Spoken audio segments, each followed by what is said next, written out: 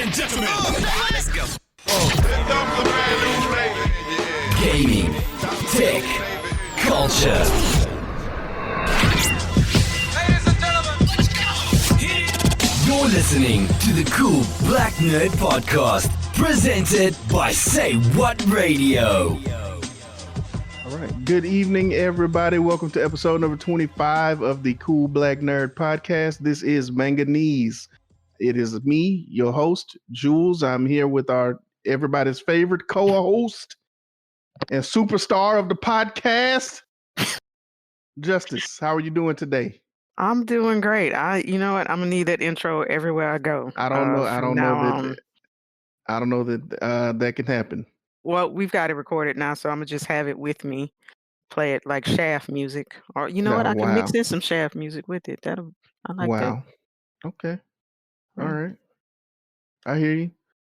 So let's go ahead and just jump into this thing. As some of you may or may not know, Justice and I live in the great state of Texas. Recently, you know that we had some problems with the snowstorm that came through. Thankfully, my family was safe. Justice, how about yours? We were safe as well. That's good. Yeah. That's good. And, as always, our thoughts or wishes are with the people who, did not have the best fortune come out of that situation. Correct. I think what I really wanted to touch on briefly, though, was I think we learned a lot about how electricity works in the state of Texas. And, I've lived in Texas my whole life, and I really had no idea about this at all. No, I did not. I didn't know. Wow. Until the following week, the week following all the power outages and things.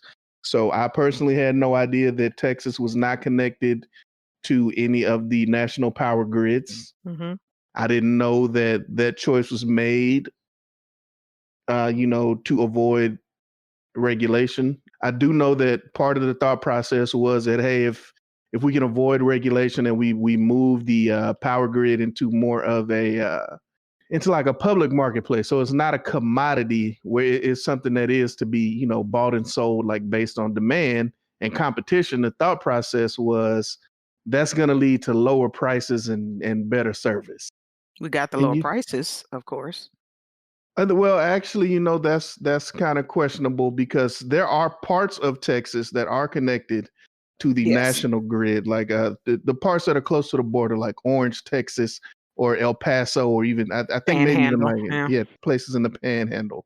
They're connected to other power grids. It turns out that they actually pay less on average than the rest of the state does for electricity. So even that part of the argument kind of went out the window.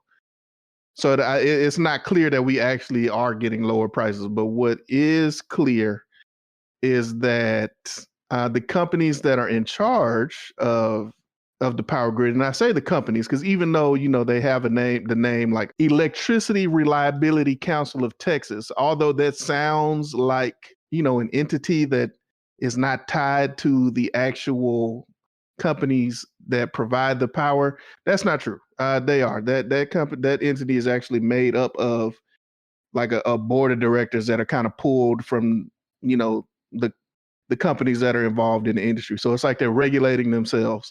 And of course, if you make the rules for yourself, you know how to break them too. I mean, you're not breaking them because you made the rules. You made sure that there weren't any rules that were really true. Well, you know how to get around them. I say that.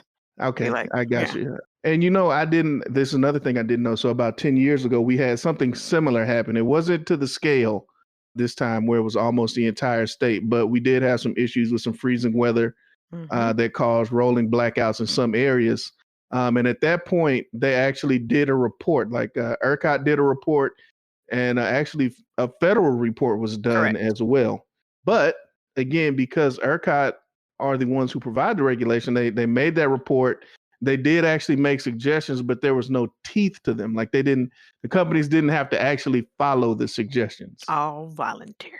Yeah, it was all voluntary, and they did not. So, natural gas lines froze, some wind turbines froze, other parts of the grid apparently froze, and we ended up in the situation that we were in. Yeah, the water for that is provided for nuclear power, that also froze, so those nuclear power plants went down as well. Mhm. Yep. So it was just a really, really bad situation all around. And I don't know. I found it really interesting because the way that I found out actually was a similar time. I want to say not at the time frame when we got the coal, but when it actually may have been earlier when New York had their blackout. I don't know if you remember that. Like the entire almost Mhm. eastern seaboard up there, it was Right. just out for hours. People were out on the streets losing their mind. Like, what am I supposed to do? That's when I found out that we were on our own grid, that the issues that they were having were because of the grid being so old and not being upkept. And basically maintenance was the issue to that at that point, and just trying to get it back up. So I remember thinking to myself, I was like, oh, Texas on its own grid. That's kind of cool.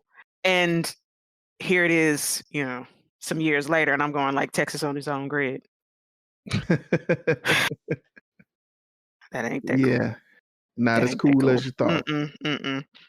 But I remember when during that same time when I found that, that ERCOT and PUC, I'm sitting up, I'm like, is this like parent teacher conference or like PTA? Is it like, do these people actually have power? And come to find out, yes, they very much do. Then come to find out in this particular situation for the storm, 90% of these people don't even live in Texas. That Yeah, was that was also that was a kick in the teeth, not a slap in the face. That was a kick in the teeth that they made these suggestions, they made these recommendations, knowing that they wouldn't have to deal with it if any of this stuff had to come to fruition for, what they were suggesting. That exactly. that was woof. So, I mean, I hope that some sort of change comes out of that. Do you think it will? Do I think it will? Probably not. I don't think it will. I don't know. I feel like in a lot of these industries like that, like when you start talking about the power grid or power companies or even just big utility companies, Hmm. man, I think they've been there for so long and things have just been done however they've been done that it's not going to, so like for No. it to change, it would take, I don't even know what it would take. Well, Honestly, I'm not sure.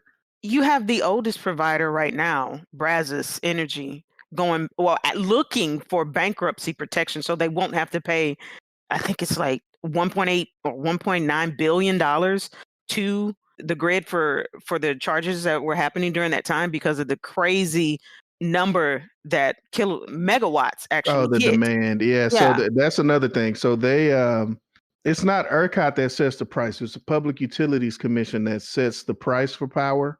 And during the blackouts, which to me is so crazy about it, is that during the blackouts, they decided to allow the price to go up to $9,000 per megawatt hour. So basically with the megawatt hour is just kind of like it's, kind of like what you would do for gigabytes and terabytes. So the megawatt hour is the, larger one. The kilowatt hour, the actual number that it hit was $9 a kilowatt hour. And like you said, the usual price is 12 cents, the average price, where most Oh, people okay. were probably praying somewhere around prior to this, probably 8 cents a kilowatt hour. Gotcha. And so the $9 a kilowatt hour, and people actually who were lucky enough to actually still have power, and unfortunately we're on what is called a variable rate, where it will fluctuate with the time and the demand that is occurring for energy. Usually we're told that they would probably pay no more than 30 cents a kilowatt hour, which again, cents, not dollars.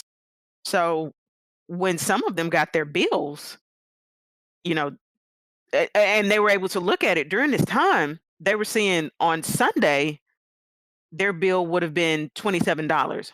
On Monday, when the power went out, their bill was $700. Tuesday, $1,800, and it just kept multiplying. What I find to be crazy, and I still can't really get my head wrapped around. Here in Texas, we have what is, price gouging when a natural disaster, or I guess it wouldn't be a natural, it's just a disaster, sorry, would be identified and declared that you can't do that. But according to them, they were just like, well, we still don't know if we can or can't. And as was stated earlier, that the council knew that this particular time frame, this was overage. It shouldn't be this high. They still kept charging these people this. They still kept charging it, no matter what. And on Friday, which they should have stopped charging them that, they still charge them $9 an hour. Yeah. Still, Yeah, that's exactly what I was going to bring up. I think they actually just announced that today, that they've decided that they're going to leave the pricing in place, even though they know that at times it was erroneous. hmm they're like, Um, what? It got to be paid. What? Huh? I wish we can insert memes in here because just the guy with the what? With the huh? wa- Excuse me? yeah, man, and I don't know. I don't know how this is going to work out for a lot of people. I know, I people calling and complaining to their individual electric companies, and that's obviously going to be met with mixed levels of success. And I don't know. And Some, then yes, and then some. there's people like me. Like I honestly don't know if I'm on a fixed rate or a variable rate. I feel like I'm on a fixed rate, but as I went back to look at my old electricity bills. There's no rate on my bills at all. Hey, So I'm questioning. I even want to question that. Like, how is that even a thing that can happen, where you just get a bill that says basically you use this much, this is how much you owe, but mm, there's no rate mentioned on the bill at all. that's a little scary. That's very scary. Yeah. But when it comes to complexes, it's a little bit easier to it's shared. So maybe they have a deal or whatever, but those people, like, there's one gentleman in one company that is in kind of like the midst of this whole turmoil, as you said, as we said earlier. Brazos Energy, which is one of the oldest providers here in the state of Texas, filed for bankruptcy because they have $1.8 billion in that they owe to them now, and of course they can't pay because the other people that were charged with this, they can't pay those crazy bills. There's another provider called Gritty. Gritty is now, they have actually ceased operations and made them move their customers to other providers because they're investigating them for their practices. For instance, as Jules said, you have these providers here in the state of Texas who will be like, okay, well, I can give you, electricity, blah, blah, blah. But it's not that they actually are generating or doing anything. They are basically buying it from somebody else and then selling it to you at a higher Hmm. rate to make a little bit of money.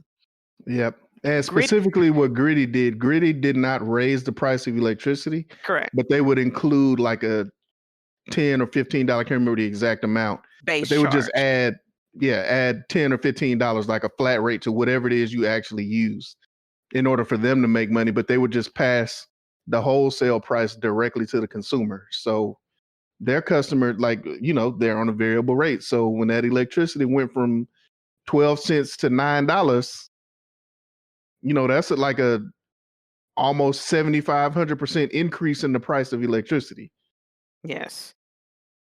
And and you're right, they were actively encouraging their customers to switch to another provider because they knew that. Before the storm, they were 2 weeks before, they were like, hey, we don't know what's happening. But because people don't understand or did not understand the structure of how the grid in Texas was set up or its electricity regulations, they were like, I have no idea what you're talking about. And even if they tried, other people were like, yeah, we're not accepting people right now because we don't know what's going to happen. Mhm. So they couldn't, they were stuck. But as I said, Gritty actually is, they ceased operation after this because they started an investigation into their practices as to how they would tell people, oh, you have a variable rate because we can give you wholesale prices for electricity, which there's no way they could guarantee that because, again, they were not generating the electric. They didn't own it. They were buying it from somebody else. So there's no way you could sit there and say, oh, it's wholesale. So Right. now they've, like I said, ceased operations, but they were before this. Some people, because they wanted to save again a little bit of money and they thought that this was beneficial to them, had their bills set up on auto pay. So when those bills came, before they could actually even see them, Grid had already taken out, in some cases, 16, 7, and $5,000 from people's accounts, leaving them either with overdraft fees or taking out some people's entire savings. And now, as Jules said, the commission is basically saying, "Hey, we know we didn't do these numbers right. We didn't add the one and subtract the zero on this. Somebody got to pay it though." We and This is the thing that got me. Once they said that, they literally had like a footnote on it. We may revisit this in the future and change our minds, but right now we sticking to this. That was actually part of what of their judgment. Just yeah, we know we're wrong, but we may go back and look at this at another day, just not right now. Pay it. Wow. So a lot of companies are trying to do what Brazos did, who are in trouble, trying to figure out what necessarily to do. And even the attorney general for the state of Texas is looking into what can be done for these people for these bills, because they're essentially saying that, oh, they'll bankrupt these cities if they don't pay. You're going to bankrupt the citizens of the city if they try If to they pay. have to So pay, yeah. something has to be done. I think this will have to have some federal oversight or some federal funds that gets done, and it's not going to come easy. With people like Fled Cruz and stuff as our representatives. So Oh man. Yep. Yeah, I agree. That's why I said I don't really know what can be done. I don't know what can be changed. I mean, I think we've seen the shortcomings of the system that we have now, but I don't know at this point how you change it. Or to me, like I say, what it would take to change it would be so much that I don't think it is going to change. yeah, It's almost I don't know. I mean, but speaking of I think with that we gotta. There's just no way we can stay with this the way it is. It has to budge a little bit. It has to. I mean, over 50 people died from this during that time frame, not from just smoke inhalation, because people were trying to bring in their grills and set things on fire in their house to keep warm, Mhm. or people dying in their cars from carbon monoxide poison, or just literally freezing to death. Yeah. There's no way you can just be like, "Oh, well, we'll stay the same way, just don't have a variable rate, or make sure that you have a generator." Come on. I mean, there's only so much a person can do. And I'm Right. pretty sure this is probably a wake-up call to a lot of people to be more in tune with this type of stuff and what they can do. Because I don't think a lot of people probably knew prior to this that, butane campfire burners were a thing, or that you could have a generator that does power your whole house and not just certain things within your house, Mhm. things like that, and just more disaster preparedness. You may have some people that end up with some bunkers and stuff. Actually, that probably would not have helped during this, because you probably really would have froze to death in that. So no, not the bunkers. We don't do bunkers, but just to look more into disaster preparedness. I think that may be one thing that is kind of like a silver lining in this. Yeah, So, I guess that is a silver lining. Maybe so. I mean, yeah, I would consider some sort of power generation. Let me be honest with you. I think I would want solar, but I mean, hey, who knows? Solar battery pack, maybe that'll work. I don't know. Do I think that it should have to work though? Probably not. Like, I don't think that should be a requirement mm, as a homeowner, or if you building some apartment complexes. you got to have a I don't backup know that. plan I though. mean, So yeah, maybe so. Maybe that's the yeah, part that gets changed. Maybe they say, we're just gonna leave the grid how it is, but now everybody wouldn't it be you are required. Yeah, crazy? that would be crazy. That don't even sound right. Wouldn't that be Uh, crazy though? Like when they build new houses, you have to have a generator in their backyard. That's crazy. yeah, Like, you're not gonna fix this, but you're gonna put the cost onto me. yeah. See, I don't think Wow. that's why I don't think they would do that. I don't I don't think know. that's I happening. don't know. I mean, I'm gonna go ahead and say this. I'm gonna be honest with you. At the end of the day, it's Texas. That ain't happening. Um, All right, all right, all right. it just that ain't happening in Texas. Uh, Can't even get them to wear a mask, much less put a generator on. Okay, I got you. I got you. oh my goodness. And well, Texas being as independent as we are, one thing that we like to discuss a lot on this podcast is financial independence. And every once in a while, not too deeply, we'll talk about the stock market and trading and just kind of things that are happening. I think we discussed GameStop a little bit on Just one a of our bit. previous episodes, but Game stunk. I'm sorry. GameStop, yeah. Justice, I heard through the grapevine that you have started investing. Oh Lord, that was the worst thing they could have done. It's like Beanie Babies all over again. All right. So yeah, I took and dipped my toe in the beginning off into some stocks. And unfortunately, because I'm one of those people who's just like I've always been afraid of trying to do the investing thing on my own. Of any other thing that I've done before, it has been from investment advice from some sort of financial planner or whatever. But this time I was like, okay, I gotta try this. I can't be afraid of this forever. And just kind of randomly picked some stuff. And again, I was just like, this is nice. But it just so happened that the stock that I did pick then shot up. So I got the bug after that. Nah, I can't stop. Then I got into cryptocurrency and I picked the pretty pictures on the cryptocurrency. Then that shot up and I was like, And this is not, financial advice, ladies and gentlemen. at all. Don't go into any type of investing thinking that you can just look at the pictures and that's going to be the ones that should be chosen. No, please don't. Do not do what I did. That is not because right after that, I got reality. Some of that stuff just went to the bottom and stayed there. Oh my goodness, you got But the reality check. Yes. But afterwards, I did start to learn a little bit that you can, depending on what app you have, majority of them will have a little bit of information about that company, and then you can go and Google that on the internet to get a little bit more information, and also not just have a picture of a portfolio. And when I mean portfolio, just kind of like the collection of stocks that you have. You won't have a picture of a portfolio that just kind of looks like you just threw darts at a wall. Eventually, it'll start to look more. It'll look a little more streamlined. It'll make a little bit more sense. Don't do what I did.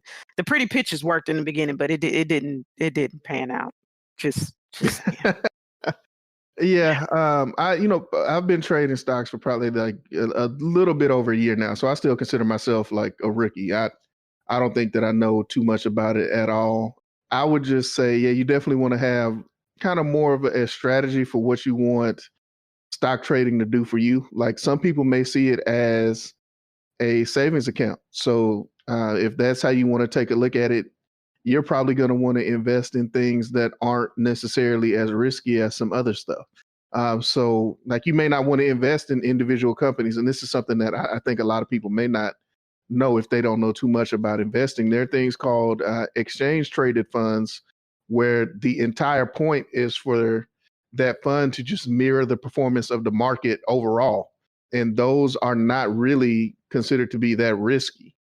And they'll get you better returns than putting it in a savings account for the most part. And you have, I think a lot of people kind of espouse that strategy. Like the way I found out about it when I started investing, the app I used to let me choose like industries that I was curious about, and it gave me some more information about them. So I chose cannabis as one of mine. I chose gaming as another one. And then there was one that's not an industry. It just said Warren Buffett. Oh. So I was like, okay, let me click on this one. Let me choose this one too. Just because I've heard of Warren Buffett. I know that Warren Buffett is a billionaire. And I know that he became a billionaire by making sound investments. Like his company, Berkshire Hathaway, like there are people that listen specifically to the Berkshire Hathaway earnings calls to figure out what is it that Warren Buffett is investing in. Mm-hmm. So I was like, I'm going to check this out. So checking that out, that's really when I found out like his whole philosophy is anybody can do what I did to become rich or wealthy. They just don't have the patience. Like everybody wants to get rich quick. So like ETFs, bonds, like things that are very safe that generally will yield more than the savings account, but they're they're going to be like a slow burn. Like you're not gonna invest in it today and then tomorrow it's like you hit the lottery. It's like in 50 years, your $100 investment is now worth like 75,000, which is still nuts.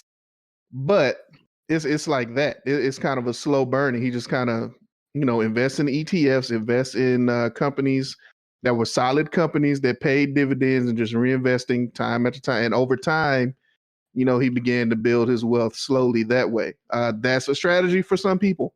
I'm not telling you that that's what you have to do. I'm not telling you that that's the only way you have to do it. But I think, with just a little bit of research, it's so easy to get involved now. I think that, it's definitely something that people should look into. But I think that's what scares a lot of people, that it is so easy. And yeah, I can see that. Yeah. So you're able to just give your money a little bit more freely and not have the knowledge of what, what may happen. So I think that does kind of scare. And Yeah, also similar to what I was saying, it can be a little overwhelming with everything that's on the stock market and, the symbols and stuff like, what is this and what is that? So I think the easiest thing is similar to what Jules was saying, is to kind of take your time, look at this stuff, be a little bit more diligent in your research on what you would want to do. Cannabis was his thing. Maybe yours isn't necessarily it could be healthcare, or it could actually be in construction, entertainment. But take the time to do a little bit more. Do a little bit of research, find out what it is. Don't look at the pretty pictures. And what you say? Don't look at the pretty pictures. Yeah, I would. I mean, you can look at them, but that shouldn't be the reason why you choose to, invest in a certain company. You'll get an anthem. Don't do it. You'll get an anthem. And one thing that I would suggest, like I said, is go into it knowing what plan you have for that money, and, use that to help you identify how you want to invest, and what companies you might want to invest in. So plan out how you want to do it and kind of create your own strategy. And probably the one thing that I would suggest to anyone is, especially if you're going to be doing it, you're looking for long-term investments, don't look at the stock prices every day. It'll be exciting for the first few days, especially if you get lucky and your stocks are immediately going up.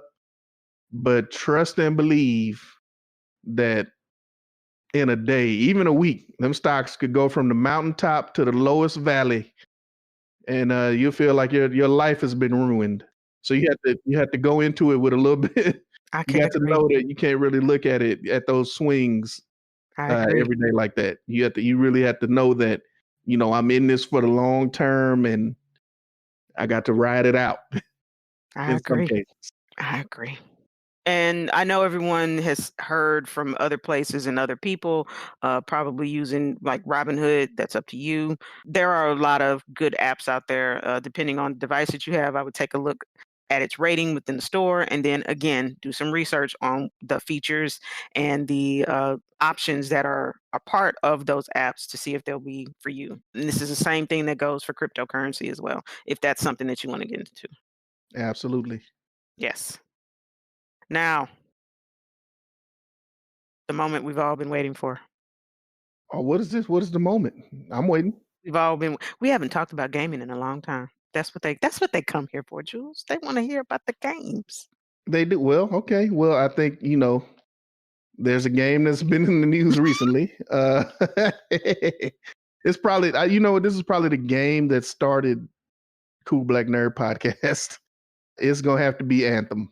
Anthem. As I don't know, if you've been a long time listener, the Anthem was a highly anticipated game. Turned out that it wasn't the best. And it was developed by EA, which, for me, whenever I see something developed by EA, I have a very high level of skepticism. Got to roll your eyes about what is going to actually end up being. And it turned out in this case it was warranted. The game, it sold well, but it was almost immediately met with a lot of bad reviews, disappointed customers. EA and BioWare, BioWare being the company that developed the game, they promised that changes were coming. They were going to fix the game. About a year ago, they came out and said, we're rededicated to Anthem. We're going to take some time We're going to really make changes, get some story improvements, some gameplay improvements in here, and we're going to call it Anthem 2.0. Well, ladies and gentlemen, Anthem 2.0 got canceled like that girl on New Jack City. I can't stand you. They I can't stand nothing about you. Anthem Lean on- 2.0 is done. Anthem has been officially canceled. I personally would like to apologize to people who were still running around in that game, just waiting. Yeah. There were people who were very excited about potential changes. Yeah, that's one thing that I did not know hearing this news. So, like you said, we had so many discussions about Anthem when this came out. Just how the industry can keep doing this, churning out these crazy games. Well, not crazy games, but just like half-baked games, so to speak. But even after that, there were still, a big community in their Reddit. They were really still going at it, and I could not believe that. And not like hundreds of people. There were thousands of people still playing this game. I could not believe that. I honestly, even though they had nothing, no end game to really be doing, and knew nothing was coming up on the horizon soon, they were still at it. That blew my mind. Yeah, I don't know about that. I play Destiny a lot, and for all its shortcomings, I don't think there's ever been a point in the game where it was just like, I know nothing is happening, but I'm gonna keep playing. Yeah. I don't know. I mean, like I said, I do genuinely feel bad for those people because I love playing video games, and I understand. Yeah. Hey, sometimes you like a game that may not be doing the best, and you stick with it because you think that it's going to improve, and the developer is telling you that they're working on it, and then unfortunately, something like this happens. You know who I blame for that now? This would not have happened, or people would not have given it credit like they do now had it Mhm. not been for No Man's Sky. No Man's Sky is that quintessential game where everybody's like, well, what if it becomes No Man's Sky? What if it, having such a Yeah, you're huge right. failure of a launch and then being able to bring itself back up to stellar edition. Like, people are raving about this game the way it is now. You know what? I'm gonna go ahead and let you know something. I was the No Man's Sky kid. Like, y'all remember me playing that game, and I know that y'all remember like watching me just run around. You're not doing anything in this game. Like, this game is nothing, and I'm like, but it's so fun. but it's so much fun, and it's gonna be amazing. Just trust me. And I mean, hey, you're right. It turned out. Yeah. They kept working on it, man. And, maybe like 3 years after it launched, it finally became what it was supposed to be. Yep. But and I it's think still going strong to this day. it's that Cinderella, that No Man's Sky is that Cinderella story for gaming. And everybody is always like, well, maybe it'll be that. And I think we have to realize that is the exception to the rule. Usually when those games come out crap, they stay crap. That is just true. That you're probably right. Yeah, you're right. When they come out crap, they do in fact stay crap for the most part. Yeah. One thing that I was thinking about that I'm not sure that you could really do it on console, but like the Steam early access. Like, I think that might be a better way for even some of the bigger companies to come out with games. Like, But put a game out there and like from the top say like, hey, this thing is still in development. And I know that a lot of those games do end up being crap, but people expect them to be crap. Mm-hmm. Like, I go into it knowing that, hey, this game is probably going to remain trash. You know what? I think a lot of developers underestimate how much gamers want to be able to make it, help you make it, how much they want to be a part of the secret sauce that made a game good, how much they would love to, beta, theta, and, test all of this stuff. But I think right now, because you have so many people in the cancel culture stuff, they're like, well, they'll leak it or somebody will steal this and that, and they get a little bit more scared of the IP being taken, rather than necessarily putting out a better game. Also, game development is very, very cutthroat. Like, the amount of pressure that they put on these people to be able to make it is astronomically crazy. I'm not, being someone who is in development and knowing the timelines and what developers can do, and they'll tell people sometimes like, man, this is going to take a little bit longer. I guess you have some trepidation from that only because you know that you also have a deadline to give to your boss, even though the developer is telling you, I can't give you this. You're just like, well, I just got to push them. When you do that crunch, that is so much more detrimental to the people than they can ever imagine, because it brings down the morale. It brings down them thinking of what they can do as far as their talents. And at that point, what was the point of you actually hiring them for what they could do if you're not going to listen to them? And a lot of developers and a lot of the managers in game development don't think of that. I don't think. That's just my 2 cents. I got you. That's actually something I think that could apply to a lot of workplaces. So freaking sad. But with Anthem, it honestly was, it had high hopes. It was just they couldn't back it up. That was it. I really think that was it. I saw a lot of the gameplay, and I saw a lot of people playing it. It did not interest me as much. Mhm. But I mean, I guess it's, to each his own. It's kind of like us with Stadia. We had no problem with that, but most of the industry is like Stadia's garbage. And then, the current state of Stadia, they want to be like, so see, we told you. That's not what they said. Right. I mean, yeah. If we even want to talk about Stadia, Stadia's kind of the same thing to me. Like, I think that they made such a big deal out of the launch. Like, if they had come out and said, "Hey, this thing is still in beta. We're doing this launch. It's still, still in beta. Here's some of the plans that we have for it. This is the stuff that's not available right now." I think they would have been in a much better place. And reading the reports about what happened with Stadia, especially actually, I'm kind of specifically talking about the Stadia gaming studios, like the studios that were supposed to be developing the exclusive games for Stadia, which, if you all don't know, recently got shut down before any of the new games could really come out.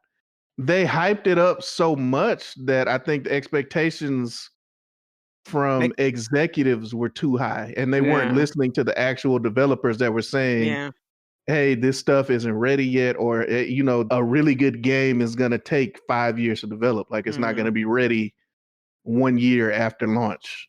You're not going to get any really great new games specifically for Stadia. And I think, again, like, the executives just had expectations that were too high given a short time frame. And so they ended up, closing down those studios, just like I feel like, honestly, they gave up on Anthem. Now, speaking of Anthem, I mean, you know how I feel about the game. I always thought that it was going to be bad when it came out. I discovered that it was bad when they said that they were going to improve it. Again, it was EA. So I was like, that's not going to happen. So I'm not surprised. Yeah. I think a lot of people are learning, game development takes a lot more than what even CD Projekt Red, coming out with what you call it. Yeah. It's not as easy, even if you've been doing it for years and years. It has its ebbs and flows, like Jules said with the stock market. It does not it's not a smooth process. It's not gonna go all the way like you want it to every single time. And I think even Amazon learned that the hard way with their dive into it with Crucible. I mean, that was a terrible wreck. And Crucible was hyped up to be this great game. And not even a month after they released it, they had to pull it back into beta, and then completely, I think a year later, shut it down. It was just like, yeah, this ain't gonna work. It takes a lot of resources. I think Google had it, but I think at this point, Google's like, we could be doing something better. Let's give it to the people that know how to do this stuff, and let's do something that we know that we have in our wheelhouse a little bit better, and give support to them for it. Yep. I think that's what. Yeah, you're right, and I think that is their plan for Stadia now. I think they're going to move away from trying to like sell it themselves or really make their own Stadia consoles and things like that. I think they're going to keep the service around, but I think now their goal is really to license it for other companies to use. Yeah. So I guess you can expect to see like a video game streaming service from Capcom, powered by Stadia or something like that. Yeah. I So, actually I mean, wouldn't. something like that might actually be pretty interesting. And for what it's worth, Stadia now, I don't know if you've, tried to use it recently, but I would say maybe about a month, maybe 2 months ago, I really wanted to play Cyberpunk. And I knew that it had all these problems, but I kept seeing reports that, a lot of the bugs weren't happening on Stadia.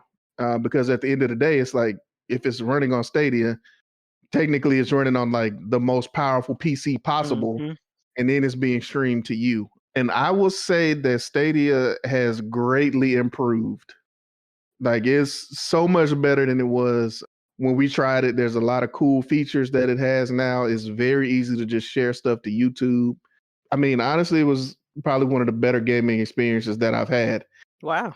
But there's a lot of caveats that come with it. And another thing that I think Google probably should have been clear about, like you need to have a steady internet connection. Hmm. It needs to be a certain speed because once that thing gets shaky, I'm not gonna lie to you, it goes from the best gaming experience to absolute crap Oh very my. quickly. Right. Uh, Okay. but like I said, for the most part, it was great. I didn't even and like all of the bugs that people had with Cyberpunk, I didn't have any game breaking bugs or any crazy visual glitches. Yeah, it was great. I enjoyed my time playing that game with Stadia. Okay. I'm gonna have to try it out again. I did play it a lot in the beginning. I haven't played it in a while, and of course, we gave one out on here on the show, Hmm. and hopefully, they're still using it and loving it. But I still stick behind that. That is the future. I see it happening for a lot of companies. It's just maybe like you said, it either it's ahead of its time or they didn't market it right. One or the other. Hmm. Speaking of So things that aren't being marketed right, I'm gonna call it out. Paramount Plus. Um, I'm sorry. First of all, I think we have enough pluses. We can move on from the pluses now. We got ESPN Plus, Disney Plus, Apple Plus, Plus Plus. It's enough. And Paramount Plus, like really, guys, it's just CBS All Access with a different name. Uh, They didn't. that is what I really do not understand. You didn't change anything. You didn't add anything. How do you change your streaming service in the middle of having it and just go like they don't know what it is? I don't know. Like all I know is I had a lot of my friends reaching out to me like, have you seen this Paramount Plus thing? And I was like, I saw the commercial and they were like, I'm pretty sure my app used to say CBS All Access. I'm like, Yeah, yeah, that's another thing. that's what it Yeah. is. I don't think they prepared people for that. Oh Yeah. man. Yeah, I don't know. I personally I'm not interested. That there's nothing that I've seen so far that would make me want to Yeah. get that. They released a lot of Sorry. series on a first episode of series on their YouTube channel, and I'd gone through and seen a few of them, and like I I was like, nah, I see why I don't have you CBS Plus or well, I don't even know the name of it. CBS Plus. That Yes, that's not it. but I know what I do have though. What's up? I know what I do have because I did watch. You know what? We have not done a recommendation on series, but this is a series you should watch if you want a plus. Get that Disney Plus and go watch WandaVision. Yeah, I can agree with that. I highly recommend it. I will say this: start at episode 3, then go Yes. back and watch the first 2, unless you Af- know what's going on. yeah. If you know what's going on, you can watch the first 2 and kind of figure. You can pick up on some clues that otherwise don't make any sense. Hmm. And we talked about this before we started the show. I'm dropping spoilers, so if you don't want to hear them, I suggest you dip out right now, or just put it on pause and go watch the episodes and come back. Yeah. Yeah. Yeah. So we gonna Uh, let's give them a second to pause. All right, they gone. all right. So look, the first 2 episodes, they start out. They're like a 1950 sitcom. Like it looks like the Dick Van Dyke Show. Mm-hmm. Or that's the only one I watched. I can't think of another one. Do you have another one? Bewitched. Like, okay, yeah, actually, yeah. So Dick Van Dyke Show, like Bewitched, and actually, it's probably, I would say it's actually more like Bewitched, but Oh, okay. I didn't get Dick Van Dyke until you actually I'm said gonna that. tell you I why always got. I got Dick Van Dyke because of the entrance, the way they came into the house and the You clothes that they were right. wearing. You And right. just the way that the house was set up. It was set up like the Dick Van Dyke Show where, everything Gotcha. happened in the living room, and then they had the little kitchen over to the side with Mm-hmm. the window. Gotcha. Yeah. I And get so it now. Never that's how mind. I got get Dick it Van now. Dyke. But I can see Bewitched, obviously, because it was Wanda and she Yeah. was doing the little magic, like the funny looking magic too, y'all. Where you can tell like the plate is just like on a fishing line and somebody just moving it back and forth across the room. So I think, it would, to me, that was actually pretty well done, like making the shows actually look like era specific. And that's kind of how the whole series goes. So Wanda has created this version of reality for herself that's based on sitcoms. And we find out later that she's done this because that's what, as a kid growing up in Sokovia, that's what her family used to do. They used to watch sitcoms together, like people have movie night with their Mhm. families or game night or whatever. Her family had, we're going to sit down and watch sitcoms night. So everything from Dick Van Dyke Show, Mary Tyler Moore, all the way up to Malcolm in the Middle. What is the name of the, like, Modern Family? Is that Modern the name? Family. Yeah. Yeah, like Modern Family. Then you can see these episodes. The way the show plays out, it plays out like each episode is a different era for sitcoms. So like the first one was Dick Van Dyke Show, kind of Bewitched. I think, is it the second or the third episode where it becomes like the Brady Bunch? I think that's the third episode. Third episode. Yeah. Yeah. And then it just kind of moves through these different eras of sitcoms. And it was actually kind of Full dope to me. House. Yeah. Yeah. It really was. It really was. It kind of if you are a person who loves sitcoms or you watch that type of stuff, you get a little bit nostalgic, Nick at Night type stuff. Also, if you grew up in any of those eras, you have that Mhm. just kind of reflected back to you, and to see everyone play their parts, but also have this cool ass storyline behind it was. I was just like, this is genius. But as Jules said, Jules said you can skip the third. You go back and watch it. Don't just skip to the third one. I'm gonna tell you that. Just watch the third one on. First two, they'll give you a recap in the beginning, and that's pretty much all you need. Now, it's some stuff that happened in there that you'll be like, oh, that's what does that mean? But they'll explain it actually later. So honestly, Yeah, you're right. They do explain it. They do kind of go back and explain it. hmm But I yeah, want to talk I about loved one it. of the big reveals there was they had Evan Peters come back, and I'm putting air quotes as Quicksilver in this. And Evan Peters is the Quicksilver from the X-Men movies. He's not Quicksilver from Age of Ultron. Nope. And a lot of people saw that as, hey, this is how we get mutants in the MCU. And then, we find out later that he's just a guy named Ralph Boner. Fake out. But see, here's the thing, though. I don't think it's a fake out. I don't either, but I don't know how they're gonna retcon it. So I don't think they're gonna retcon it. This is my theory. Huh? why not? I don't think they are. They don't have to. Because we're talking about, now we start talking about multiverses and all that kind of stuff. And I think that is going to happen. And the way that I think you can say that Ralph Bonner is in fact Quicksilver, he's just from a different part of the multiverse, is because, and this is what a lot of people are forgetting, but I remember because I pay attention and I watched the first 2 episodes. This is why I'm telling you, you need to go back and watch the first 2. The reason that they find out about what's going on in Westview is because an FBI agent has lost contact with his person that's in witness protection. And we never find out who that person is.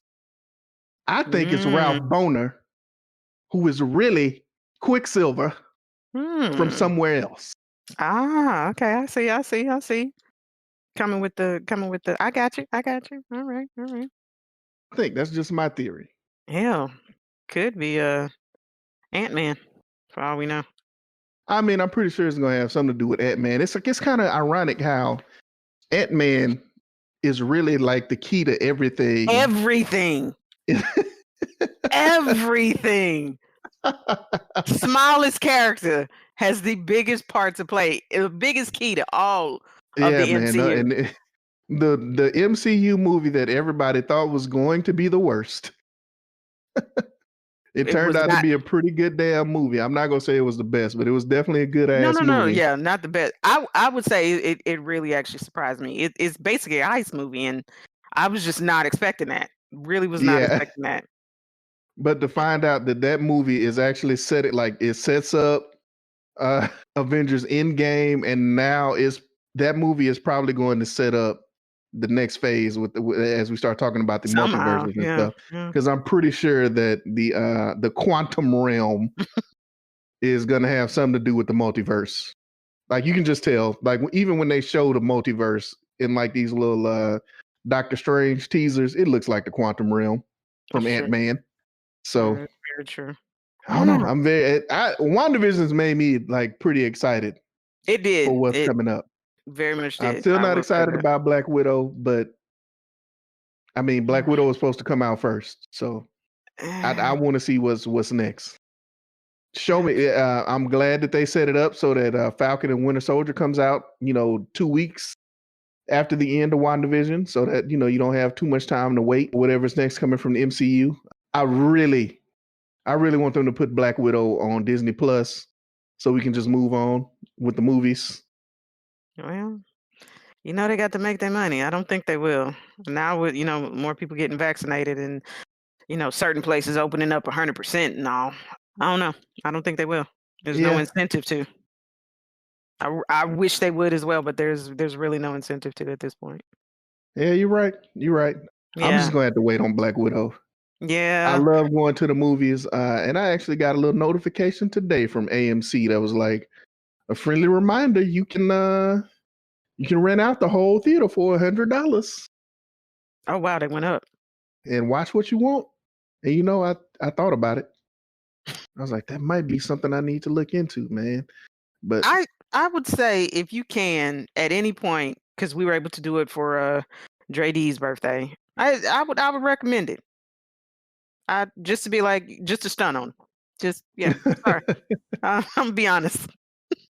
Just to stun on you. I mean, I really think about it like this. If you think about how much would it cost for a family of 4 to go watch a movie, I mean, you're looking at about $100 anyway. Mm-hmm.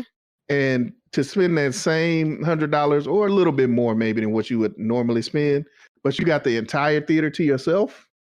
And you can still bring the food that you brought from home and not feel shame. Mm-hmm. Yep. I think that's pretty dope. Man, I really might do that for a movie. Telling you, Jules. I don't know which one though. It's going to have to be so because I ain't got it like that. Oh, another recommendation. This is actually on Amazon Prime right now, but I would also recommend to watch the Coming to America 2. Oh yeah, we do need to talk about that. Yeah. I'm glad you brought that up. So what did you think? You did like it? I did like it. It was cute. It was very cute. I finally got to watch the entire thing. It was very cute. Mm-hmm. Okay. Yeah. Hi guys. Oh my God. Oh, hi. Someone's here. Is that Dre visitor. D? You have a visitor. Yeah, I heard it when you came in like 20 minutes ago. You have no evidence of this? Well, I mean, your interest was specifically why I took as long as I did explaining that we were about to spoil WandaVision. Oh, I actually had came into the room and then I stepped away to go get some lasagna because I didn't know that y'all were recording the show. Okay. All right, cool. Well, I'm glad. Okay, well then Hopefully you you didn't missed hear that it then. part. Yeah. But anyway, well, Dre D, what did you think about Coming to America?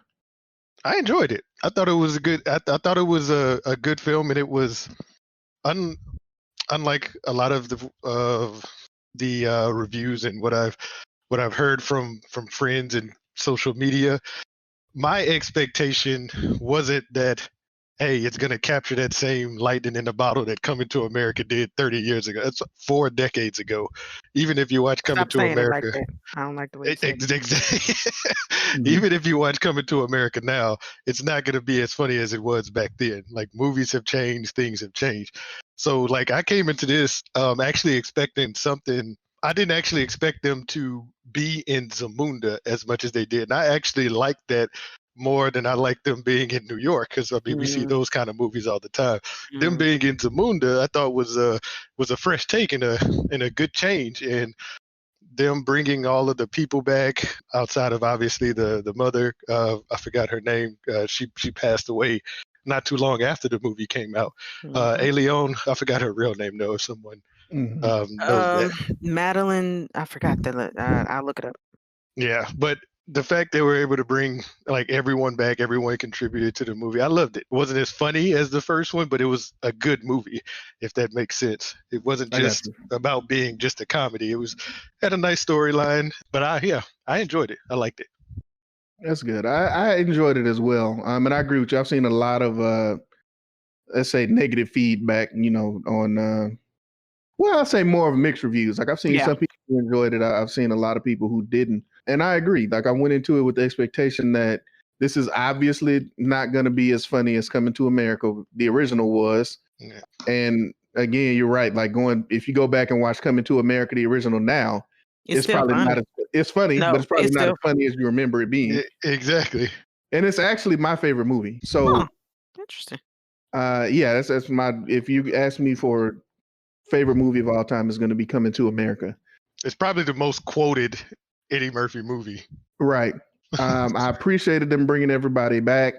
I was happy to see, like you said too, that it was mostly in Zamunda. Yeah. I thought it was funny. I felt like I could tell that they were pulling punches because it wasn't rated R. Yeah. Like there were definitely some jokes that had it been rated R, it's still Eddie Murphy. They would have went in a whole nother direction. And for some people, maybe that's what they were expecting. Like maybe they didn't realize that this was probably a bit more of a family movie. Yeah, exactly. But yeah, man, I thought it was really good overall. Yeah, I also like the dynamic because I remember in the first Coming to America, the person opposing Eddie Murphy, he wasn't funny. It was just the things they did to him was funny. The Jerry Curl guy, but I like that Wesley. Yeah, I like that Wesley Snipes being in here, like opposite of Eddie Murphy. He was like a perfect.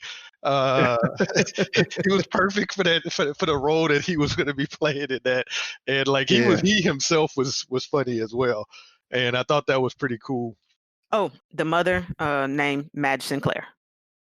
Madge Sinclair, okay. Yeah, and I didn't even realize she had died so soon after only 6 years or so after the movie came out. After the original, yeah. And she had been battling like a cancer for like 13 years. So she had cancer while she was doing that movie as well. But I had read about that. But the cast was really good too. I don't know if I mentioned that. Eddie didn't have to carry this movie. Like in the first one, Eddie and Arsenio carried the movie themselves. Yeah. And this one, they pretty much didn't have to do much. The cast did a good job of carrying it on their own. Well, there was one cast member that I did not appreciate. And I mean, it has to be said. And, I give credit where credit is due. They shot this film at Tyler Perry Studios and at Rick Ross's house. Rick Ross's house is actually the castle of Zamunda, which is amazing. First of all, Rick Ross, I probably will never meet you in life, but your house is dope. Yeah. Second of all, they should have just let you talk with whatever accent it is that you actually have. We would have understood. He was supposed to be speaking with an African accent. Yeah. I don't know what that dude was talking about. I don't know what he was saying. I was just like, we are definitely not in Zamunda anymore. We need to. Rick should have just been. He should have just been that same character, but just from Florida.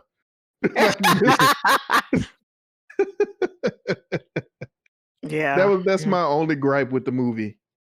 And it's not even really a gripe because it's so bad that it's hilarious. So maybe that's why they did it. Yes, pretty much. They knew it'd be like, it's pretty bad when you can't even do. It's a fake country with a fake accent. It's still wrong somehow. It's bad.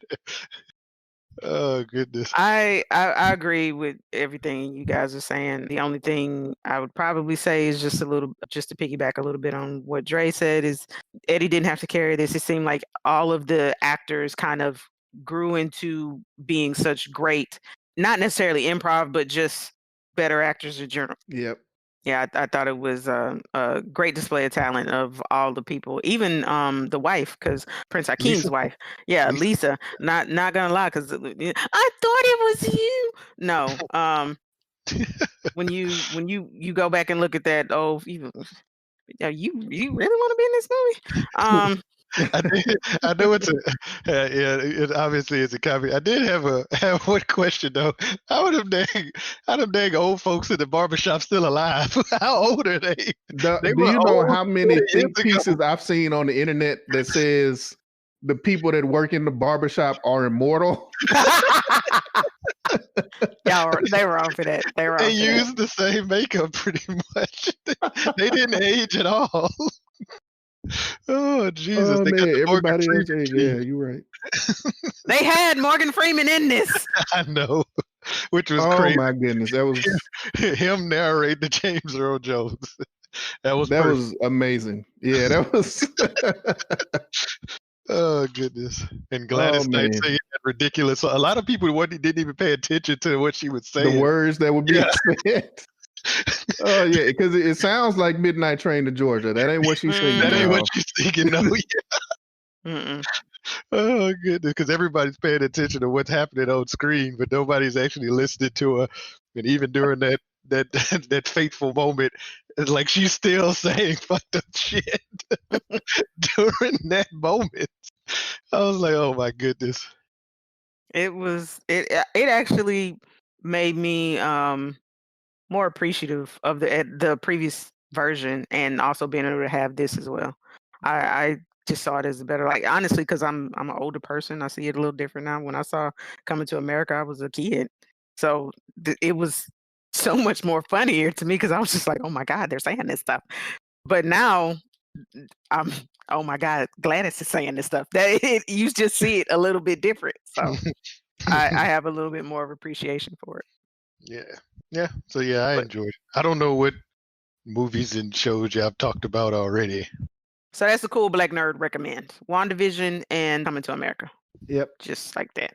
And make sure you're not on a variable rate in Texas. Yeah, you definitely want to avoid a variable rate electricity plan. Cool Black Nerd Texas. recommend. Yeah, you know what, ladies and gentlemen, Dre D, I think you came in at the end of the episode. Thank you for joining us to briefly discuss Coming to America. Not a problem. Before we go, I want to thank everyone for actually being a part of the Say What Radio family. We were able to reach 13,000 followers on Instagram, and we did a little giveaway for that. We want to just say thanks to everybody, the winners, and all the people who actually joined in on that. Let's go ahead and call this one an episode, ladies and gentlemen. Thank you for listening to the Cool Black Nerd Podcast. Again, check us out on social media. Always go check out saywhatradio.com. There are several podcasts in our network that I think everybody would enjoy and love and just have a great time listening to. Always. We out.